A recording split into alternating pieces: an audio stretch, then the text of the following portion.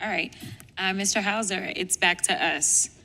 I like games every once in a while, and so I have some questions.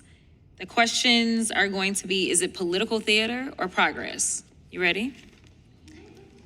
The first question is going to be, doing an executive order revoking birthright citizenship, political theater or progress? Political theater. It doesn't help the mission of ICE. Okay. How about revoking student visas?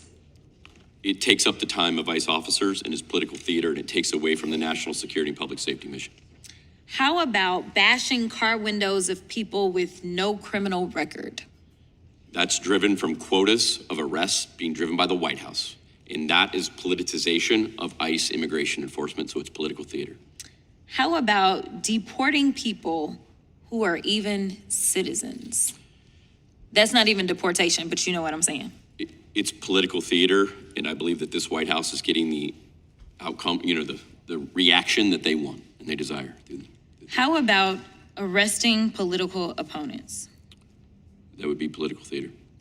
Yeah, so here's the deal. I know that you've been cut off a number of times as you have tried to give answers to various questions. Thank you so much for explaining that even this committee hearing is actually a bunch of political theater, because there's a lot of things that we could be talking about. We could be talking about the fact that we are currently in reconciliation, and while everyone else has been told to do things such as make sure that you take food out of people's mouths, make sure that you get rid of people's health care, make sure that you are harming our federal workers even more by making sure that the resources that they need to be able to do their job just kind of disappear. But at the same time, I think the way that Mr. Moskowitz figured it, it would be approximately $44,000 as relates to a bonus for each ICE agent. Is that correct? It's incorrect. It was $42,000. Okay, my bad.